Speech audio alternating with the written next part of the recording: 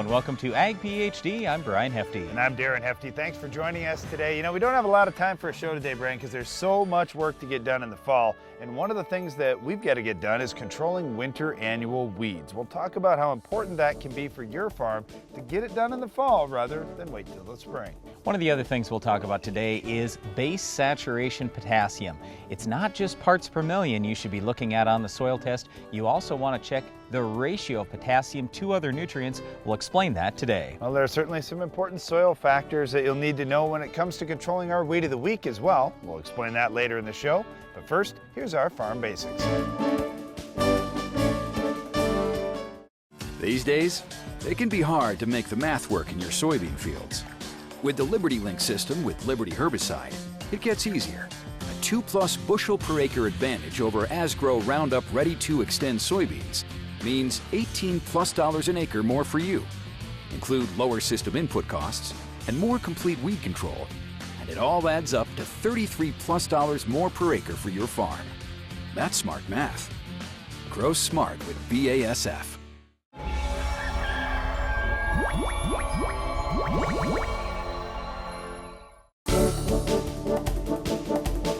This summer, Darren and I had a great question from a non-farmer, and it was, Brian and Darren, why when I'm driving past a cornfield anymore do I see a lot of these random tall plants out in the field that are like a foot or two taller, just one here or there? Why is that?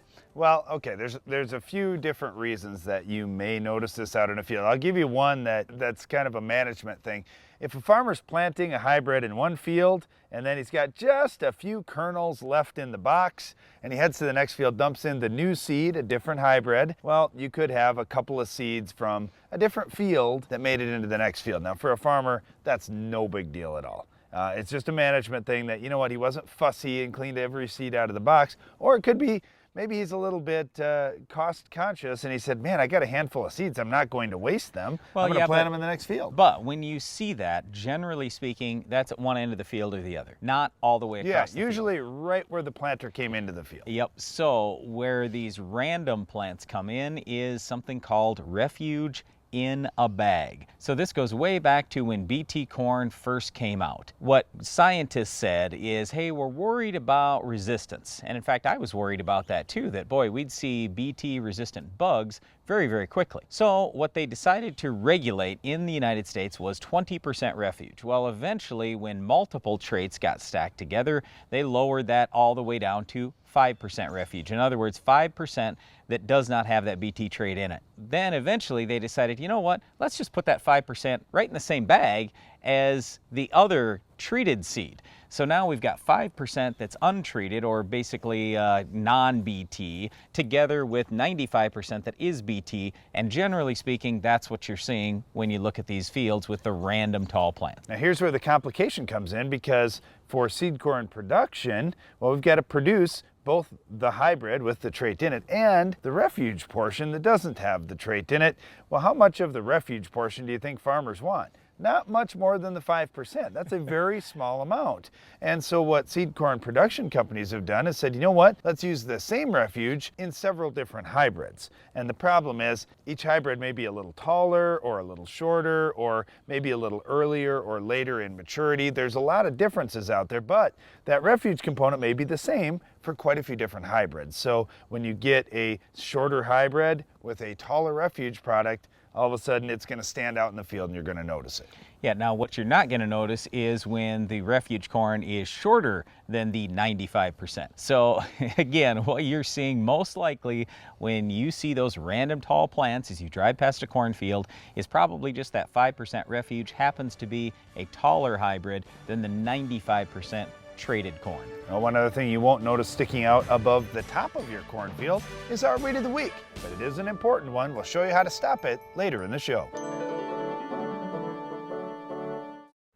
We're live on the red carpet, waiting for the next generation Credenz soybean. There he is. Oh, Ed, look, it's Credenz LibertyLink GT27. I know, Edna. He's got elite genetics. You gotta love his 4 bushel per acre yield advantage. And he's both Liberty and glyphosate herbicide tolerant. Definitely the year's hottest performer. Ask your Credenz retailer about the new Credenz LibertyLink GT27 soybeans. Grow smart with BASF. Always read and follow label directions. No two seasons are the same. Each brings its own set of challenges, and you've seen a few. So many threats, and not one single thing can be taken for granted. In the fight against the unpredictable, the Acceleron portfolio provides coverage on 4 fronts: fungicides, insecticides, nematicides, and bioenhancers. Rise stronger with one simple decision. This agro-liquid line is something special. A lot of really impressive playmakers. Take a look at Sure K. This guy is an enigma. But wrap your head around the exceptionally high plant response when compared to conventional potassium sources, the research-proven plant availability, plus flexible application options and mixing capabilities. Really stellar performance stats. Sure K is a true standout, and that's a winning goal on any field.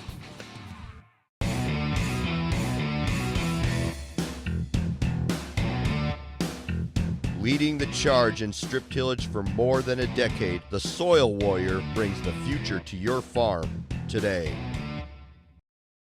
Tired of that old warped poly boom ruining your spray applications? Express Boom from Hypro is a fully assembled stainless steel boom that ensures an even application of chemicals every time. Don't wait another season, upgrade today. Hypro, helping you spray better. Take a look inside any rotary combine and you'll find single rotor technology. Technology Case IH introduced over 35 years ago with the axial flow combine. But unless it gives you more bells and whistles with fewer belts and chains, more power using less fuel, it's not an axial flow. Because while the heart of every rotary combine beats red, only Case IH gives you the power to do more.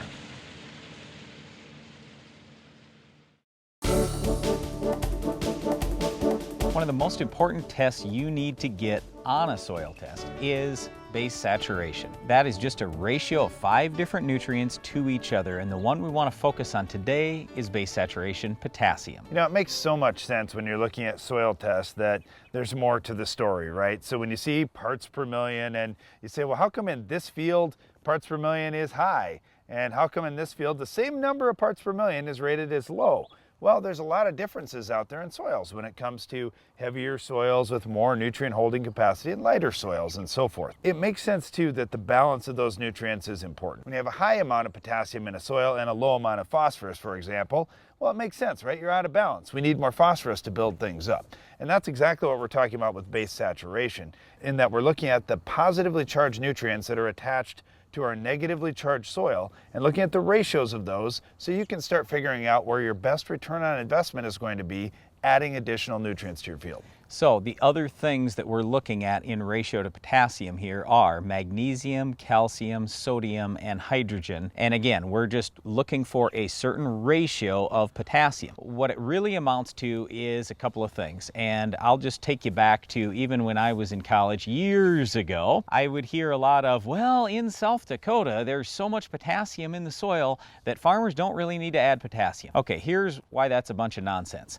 First of all, most of the potassium that's in soil is in the form of a rock. Okay, rock does not break down real quickly for crop. The second reason why that's a ridiculous statement to say we don't need to add potassium is because we have so much calcium and so much magnesium in a lot of the soils in my area that we're out of balance with potassium. What we're looking for is at least 4%, if not up to 8% base saturation K. In other words, I want of those 5 nutrients, again, it's calcium, magnesium, sodium, hydrogen, potassium, I want at least 4 to 8% to be potassium. So we first started identifying this on our own farm as having potassium deficiencies when we saw parts per million as pretty decent, but our base saturation K was less than 2%, and we saw potassium deficiency in plants. So if this base saturation concept and the concept of balancing those nutrients is new to you, and you say, wow, that's something different than what I've heard in the past, I wonder how I can tell if they're right. Well, one way that we look at it on our farm is we do plant tissue analysis throughout the growing season.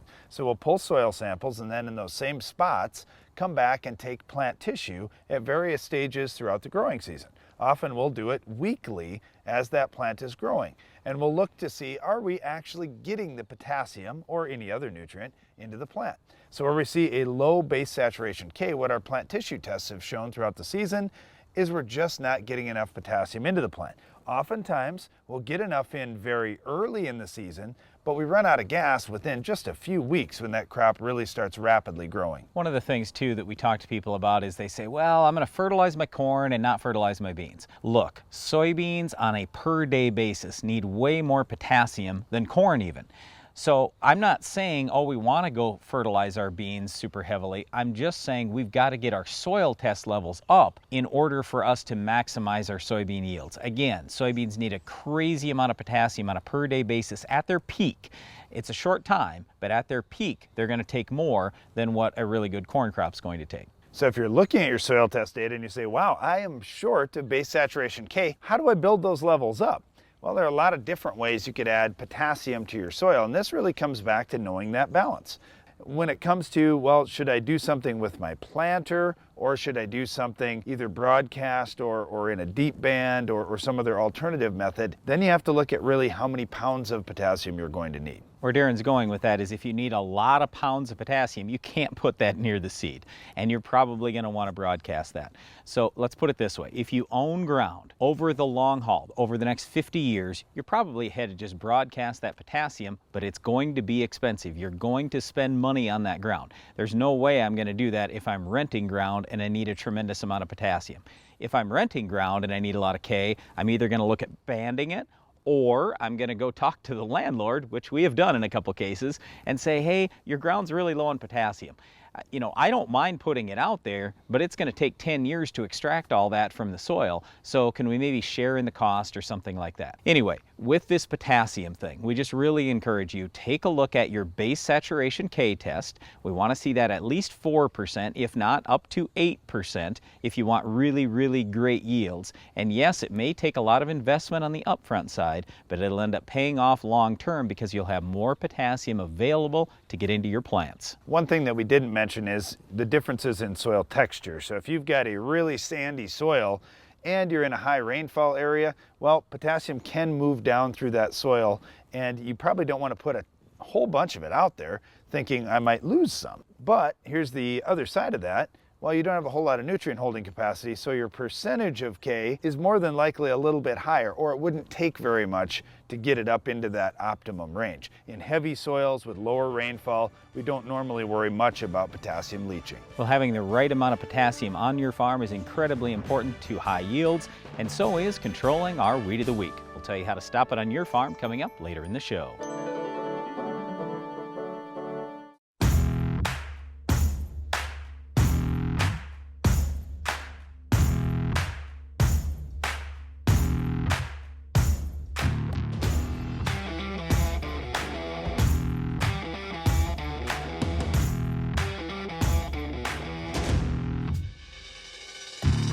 Morton is eager to make the building you've always dreamed of a reality.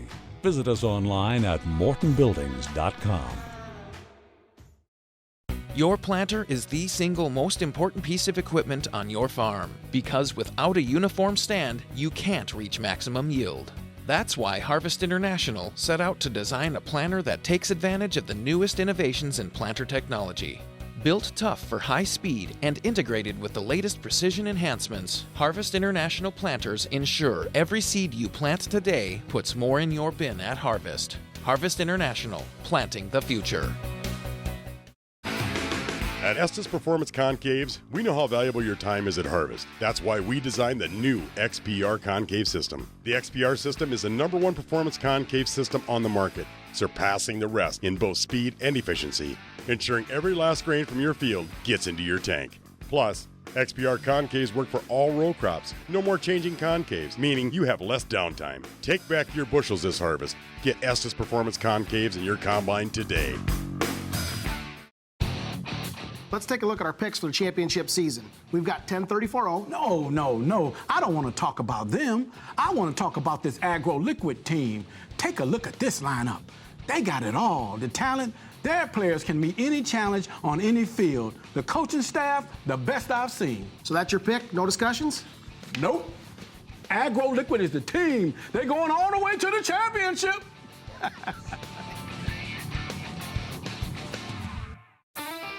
If you're looking to expand your farm's grain handling, you want everything to be fast and efficient. The Quick Belt from Norwood Sales is your all-around grain handling solution. Our conveyor-based system uses an 18-inch belt and a 10-inch tube, which minimizes seed damage while moving more than 10,000 bushels an hour. That's fast enough to fill a semi in 6 minutes. Plus, our hood is designed to gently direct the flow of grain straight down, keeping your crop in condition. Keep your grain and your farm moving with the Quick Belt from Norwood Sales. How can you stop tough winter annuals?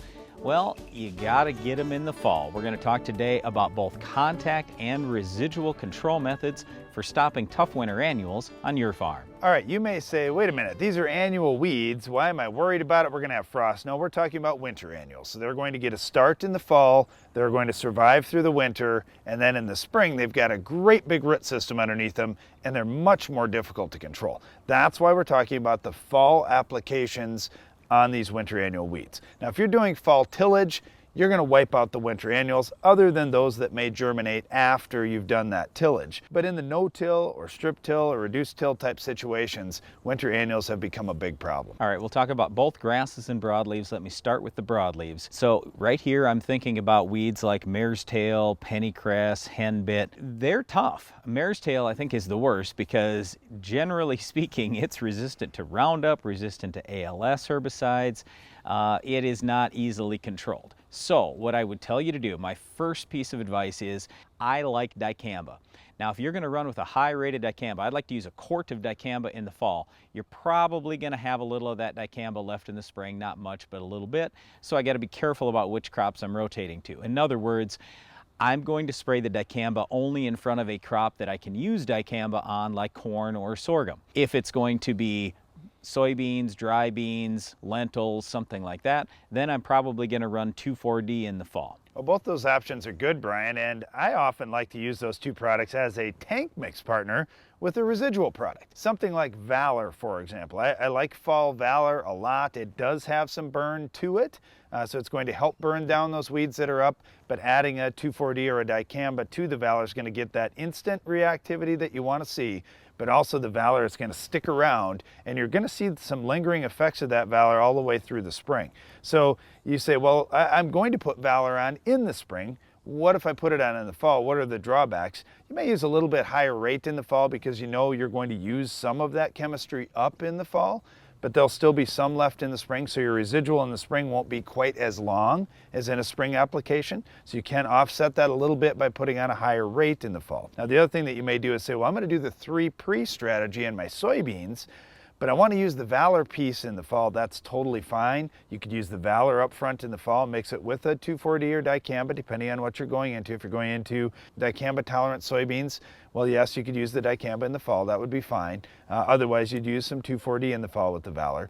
Then come back in the spring with your metribuzin and your yellow, like Prowl, for example. You'd have a bang-up weed program. All right, you could use the yellow in the fall if you wanted to, along with that Valor. That'd be fine. And also, I wanted to talk about Valor rate. I'm going to standard recommend 4 ounces of Valor in the fall. 2 ounces in the spring, maybe 3, but in the fall, I'm going to run 4. And if I run 4 and I spray it late enough, then the odds are pretty high that I'm not going to have to apply or reapply Valor in the spring, but it all depends on what area of the country I'm in. You know, winter wheat, Brian, we got to get weed control in the fall, and we talk about these broadleaf weeds, and yes, they are very important. Let's switch gears here just a little bit and talk about wheat, because before winter wheat goes in, that weed control is so important. Now, I know depending on where you're at, you might already have the winter wheat in, but if you still got winter wheat to seed, you could use a residual herbicide like Sharpen in the same role to try to have that residual control. It's going to hold those weeds out going into next spring. Well, Sharpen is just a broadleaf product, so if broadleaves were your issue, Sharpen Pre. Switching over to grass, I'd probably use Prepare Pre-Emerge in front of my winter wheat, but then post-emerge, I'd look at PowerFlex, Outrider, maybe Olympus, one of those products to get cheatgrass, downy brome. These winter annual grasses, they're really tough. If you let those go till spring, well, chances are they're going to be too big, too tough to get 100% control in the spring. So with the winter annual grasses, Here again, we want to have you hit them as best you can in the fall. I'd go with both a pre and an early post if you can do that in your winter wheat. One product that we'd like to avoid, though, that we get a lot of questions about, Brian, is Atrazine. What about fall Atrazine? What if I put that out after a wheat crop, for example, and try and control some of the volunteer wheat and the broadleaves as well? No, I'm just not real big on Atrazine because of the groundwater concerns. So I'm not using Atrazine at all on bare ground. Atrazine, in our opinion, needs to go post-emerge on the crops that it's labeled for. If you see some of these tough winter annual weeds we've been talking about on your farm this fall, you've got to get out and get them under control. There are a lot of options for you, both to burn them down immediately and to give you residual into next spring. The tough thing about our Weed of the Week, though, is many of these options just aren't going to work. We'll talk about what will control it coming up next. The Weed of the Week is brought to you by Corteva Agriscience, Agriculture Division of Dow DuPont. Finish the fight against tough weeds with the Enlist Weed Control System.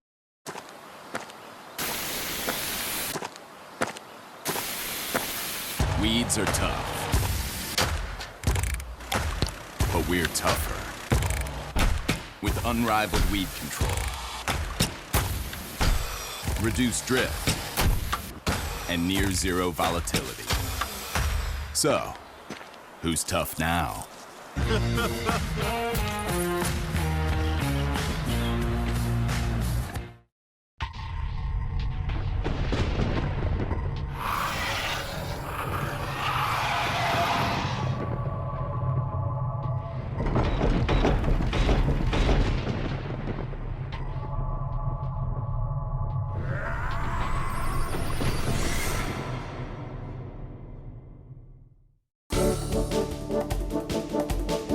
Weed of the Week is Curly Dock. You know, one of the characteristics about Curly Dock that is most disturbing to me is how long that seed can lay in the soil before it germinates. It can lay for decades. So you say, well, I had one Curly Dock plant, it went to seed, I really didn't get it, but you know what, I got it now, so I'm good. We should be clean, right? No, that weed could pop up 20 years later out in your field because those seeds are still viable. And this is a tough thing. All right, see, I don't even worry about that. I just worry about how am I going to kill this because it's a perennial weed, and also it seems to show up wherever I have poor drainage. Basically, my plants in that area are not the best. Well, this is what we mentioned to begin the show with. If you've got wet soils, get them fixed, because if you don't, it allows other weeds like Curly Dock this opportunity to compete against your crop. All right, so how are you going to stop this weed? Again, if it's me, the first thing I'm going to do is fix my drainage issue. Then I should have a better, healthier crop, which hopefully is going to choke out Curly Dock. When it comes to weed control options in corn, I like Verdict Down and I like Status post-emerge. In soybeans, I still like the 3-pre program. Yes, not every component in there is the best, but I'm still going to use the 3 pre's. Then I'm going to follow with a combination of Pursuit and Roundup. In wheat, I would start off with a burn down with Roundup in there for sure, but I would add Sharpen in for some residual, and then post-emerge I like Husky. In terms of non-crop areas, I think about this a lot around trees, around shelter belts. You got to be really careful. So there, I'm probably going to use something like Freelex. That's the new 2,4-D that doesn't have all the volatility of the old 2,4-D. But you're going to need a really high rate. A normal rate of Freelex is not going to take out Curly Dock. And then, Brian, really the toughest place, even tougher than a tree belt, would be alfalfa. We get questions all the time. Yeah. I've got alfalfa and I've got Curly Dock out there. What do I do? You're going to get suppression out of Raptor or Pursuit, though, and those are labeled for alfalfa. If you've got it out in pastures, that kind of non-crop area, that's where Tordon's probably the best. That's all the time we have for our Weed of the Week, Curly Dock, but Iron Talk is coming up next. Introducing the SoilMax ZD48, the newest addition to the SoilMax Gold Digger lineup. The first plow designed for smaller class tractors, the ZD48 has been tested on tractors weighing between 10,000 and 16,000 pounds with excellent results. Designed for row crop farms, vineyards, irrigation, and specialty crop farms. The SoilMax ZD48 will install tile up to 48 inches deep, as well as install 3 or 4-inch tile. The ZD48 truly opens up the world of tile installation to more farms than ever before. Out here, great yield starts with great weed control. That's why I choose the Roundup Ready Extend crop system, the system that makes the difference. Because only I know what it takes out here. Yield's what it's all for. But keeping my fields clean all season, that's what it's all about. This is my field. Farmers across the country have put their confidence in the Roundup Ready Extend crop system. These are their experiences. I'm excited about using XtendoMax to clean up some of our fields. We've had pressure from our neighbors with the water hemp, and the XtendoMax has just cleaned it up. The XtendoMax is going to get the pig weeds and any other weeds that are out there. I am extremely satisfied with this product. Seems to work pretty dang good. Commodity Classic is an early adopter's paradise. This is where what's next happens, where you can meet the people who are changing the way you farm. From the jaw-dropping trade show to outstanding educational sessions to one-on-one conversations with other farmers from across the nation, you'll be among the first to experience the new ideas, innovations, and technology that can help your operation stay profitable in times of challenge and change. Be in Orlando February 28th through March 2nd at the 2019 Commodity Classic. Visit commodityclassic.com.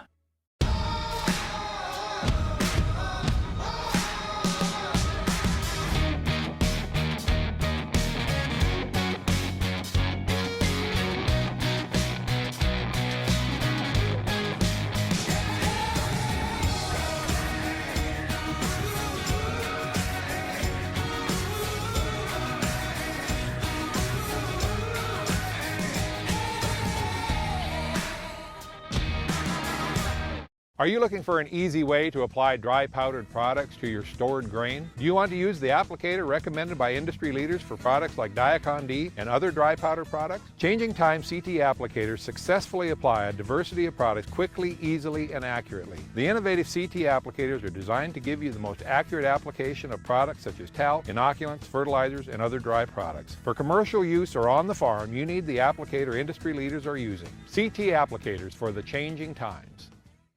Iron Talk is brought to you by Case IH. With the success of the Case IH Steiger Quad Track and Magnum Road Track tractors, it's no secret why Case IH is the leader of the track. So it wasn't surprising when the competition started imitating us, because Case IH offered the first 5-axle design to give you more power to the ground, with less berming and compaction, all to help you be more productive. Still, we're flattered. In fact, if we weren't already red, we'd be blushing.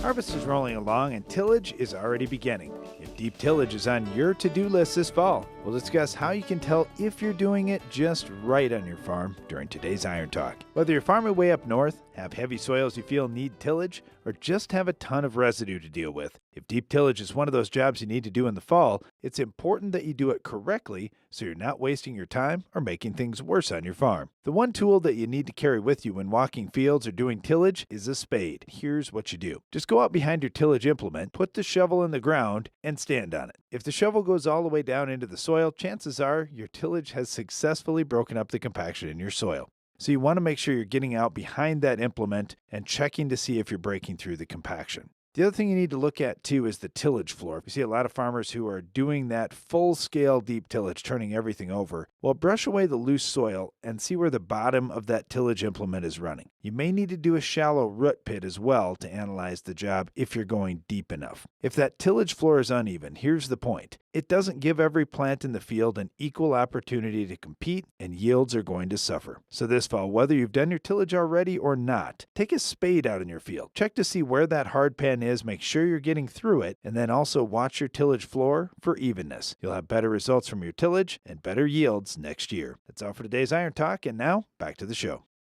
That's all the time we have for today's show, but before we go, we want to encourage you to check out the Ag PhD Insider magazine. You can go to agphdinsider.com to subscribe and for more information. And don't miss the next Ag PhD TV show. We'll have another Weed of the Week, Farm Basics, Iron Talk, and a whole lot more. I'm Darren Hefty. And I'm Brian Hefty. Thanks for watching Ag PhD.